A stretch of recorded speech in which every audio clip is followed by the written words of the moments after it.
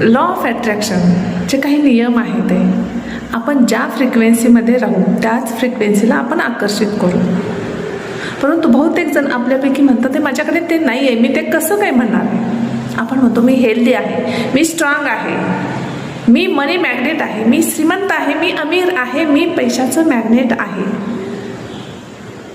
हो, आपण निगेटिव्ह सतत बोलत असतो. चांगलं असूनही आपल्याकडे जे आहे त्याच्याकडे आपण फोकस टाकत नाही आणि सतत निगेटिव्ह स्वतःला सांगत असतो की मी हे असं आहे, माझं नशीब खराब आहे, मला हे जमत नाही, लोक काय म्हणतील, माझ्यामध्ये तेवढी कॅपॅसिटी नाही आहे, मी एबल नाही आहे, आय एम नॉट डिझर्विंग, असं सतत स्वतःला निगेटिव्ह सांगत असतो. त्यावेळेस म्हणत नाही की नाही, मी चांगलं काम केलेलं आहे, मी स्वतःला इतकं दोष देऊ शकत नाही. मात्र ज्यावेळेस आपण म्हणतो की मी खूप अमीर आहे त्यावेळेस आपल्याला हे म्हणायला नको वाटतं, माझ्याकडे पैसा नाही, आणि आपण ही नाही नाही निगेटिव्हिटीची फ्रिक्वेन्सी तयार करतो.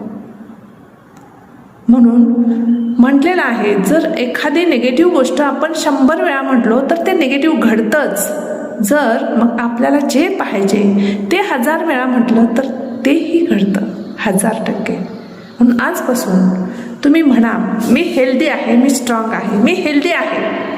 भले तुम्ही आजारी आहात आहे, परंतु ते व्हायब्रेशन तुमच्या बॉडीमध्ये तयार करा आणि त्याच व्हायब्रेशनला बॉडी रिस्पॉन्ड देते. तुम्ही जर सतत म्हटला की नाही मला सारख्या गोळ्या खाव्या लागतात, मला सतत डॉक्टरकडे गेलं तरीही फरक पडत नाही, तर बॉडी त्यालाच रिस्पॉन्ड करते. कारण लक्षात ठेवा, आपण जे शब्द बोलतो त्याच्यामध्ये पॉझिटिव्ह किंवा निगेटिव्ह व्हायब्रेशन आहे. मग तुम्ही स्वतःला विचारा, मी कोणते शब्द बोलत आहे, पॉझिटिव्ह का निगेटिव्ह. कारण शब्द हे शब्द ब्रह्म आहे, शब्द हे मंत्र आहेत, शब्द हे जादू आहे, शब्दात ती शक्ती आहे. म्हणून आजपासूनच तुम्ही तुमचे शब्द बदला, तुमचं लाईफ बदलेल.